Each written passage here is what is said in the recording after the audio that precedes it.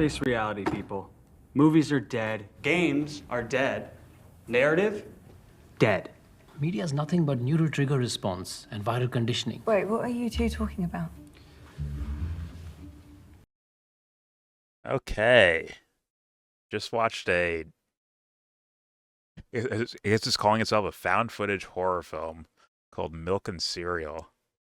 And the only reason I found out about it was Chris Stuckman reviewed it on his channel, recommended to me, and I'm like, oh god, I have to review things he reviews to keep this guy on his toes. He's never gonna see my shit because I shit on him too much. I shit on him. I shit on Jeremy Johns too much. So they'll never see my shit. But I'm just saying, like I try to keep tabs on what these dweeb type guys are reviewing.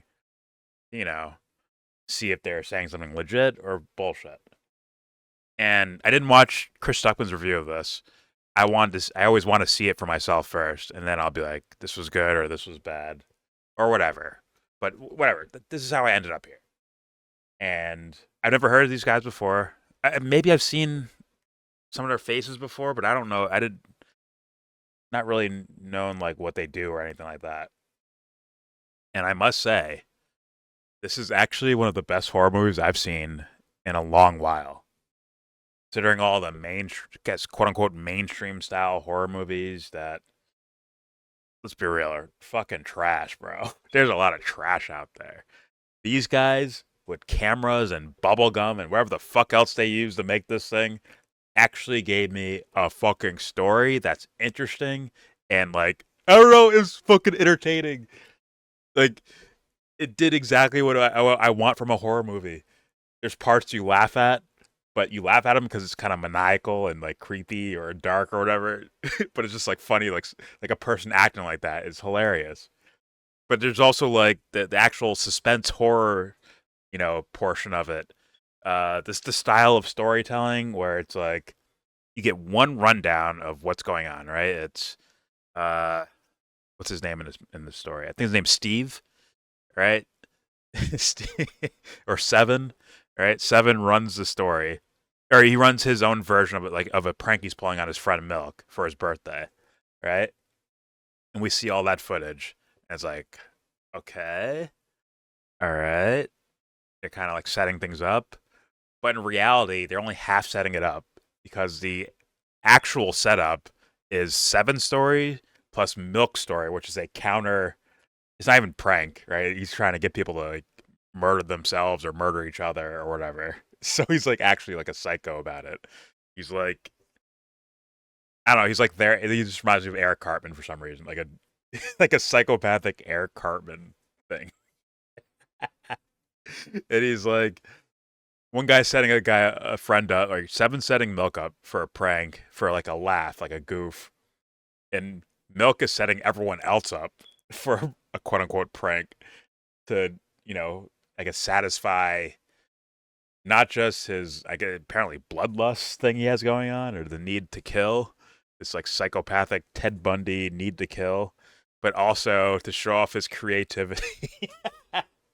Because I guess these guys do a prank show, and the Milk guy is playing the character of like, I don't get credit for like, I have good ideas, but no one listens to me. It's Seven. Everyone loves Seven, but everyone hates me. It's like, I'm gonna show him how like creative I am. Watch this. And he does this whole fucking thing where he gets Seven to fucking murder a guy. He fucking, what else, man?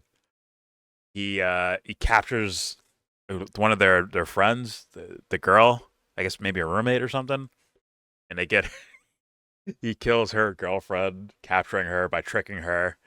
Uh, at the end, like, fuck, do I even want to spoil?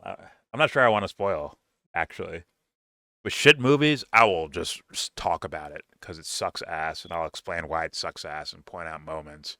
But this was actually like enjoyable with nothing but bubblegum and cardboard, bro, to make a movie out of it. It's called solid writing, man.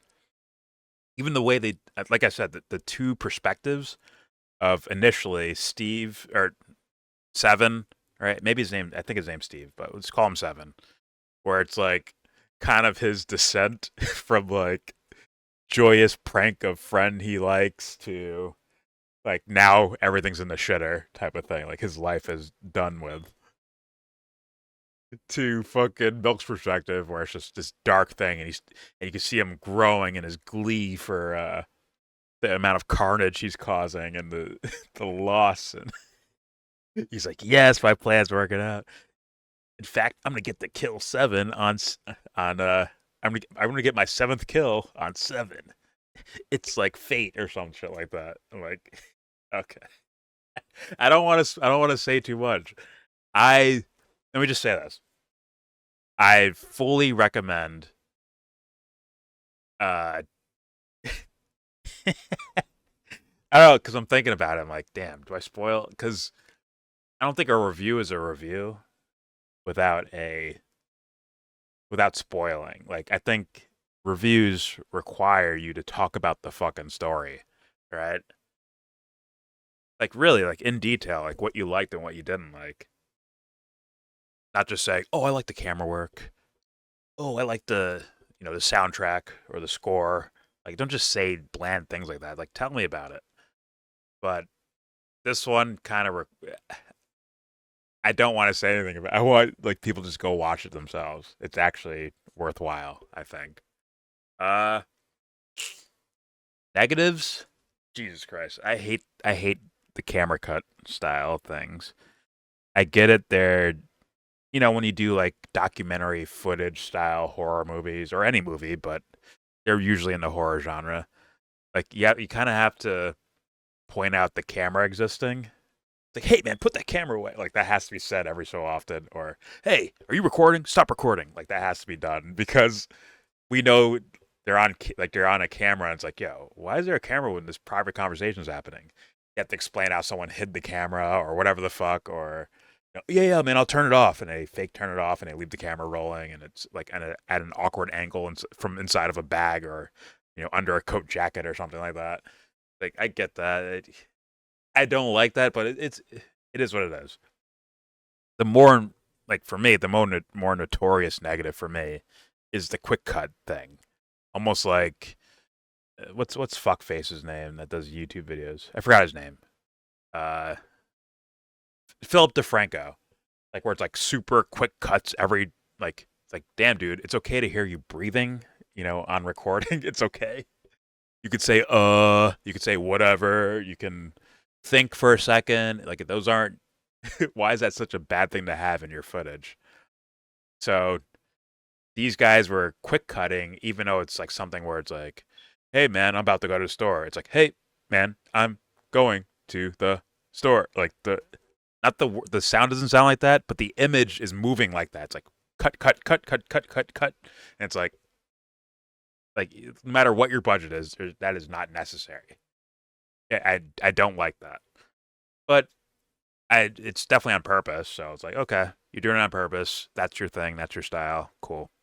But it's like I don't want to be reminded of Philip DeFranco or some random YouTube influencer style video where it's like quick cuts everywhere. It's just trash to me. But in this case, for this movie, it's a minor negative. Some editing things that I don't know if they were on purpose or not, like things that are out of focus happen several times, or maybe they did they're in the middle of a scene, right? And then they cut it, and then they like, okay, let's kind of redo the scene a different way. And then they fucked up the editing of mishmashing them together. I think that happened a couple times, which is okay. Like for low budget, like I'm not sitting here crying about it. It's just something you notice, right? The difference between like, okay, you're on this next level of excellent filmmaking versus we're like amateurs making shit. And whatever, I'm done with the negatives. As amateurs, they did an awesome fucking job with what they're working with and the style they're going for. It fucking worked, man. I don't know these fucking guys, but I'm like, damn, I feel like I'm getting to know them a bit, the characters. Like, fuck, I appreciate that.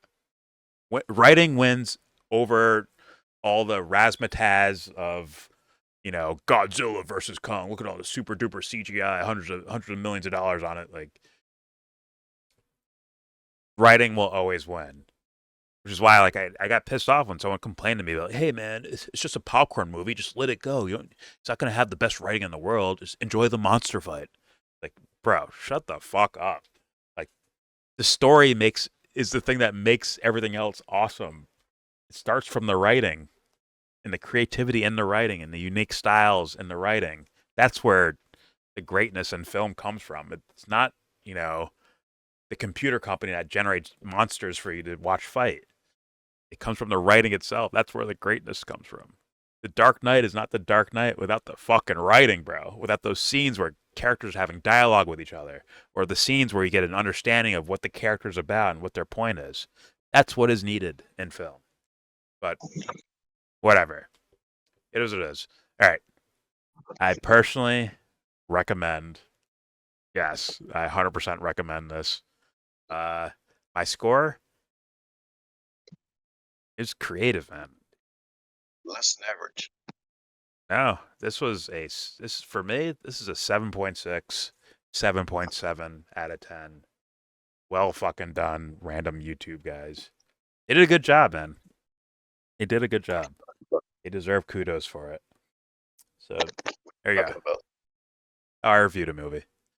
Or I am reviewing a movie. Anyways, there's my review for Milk and Cereal, found footage horror film.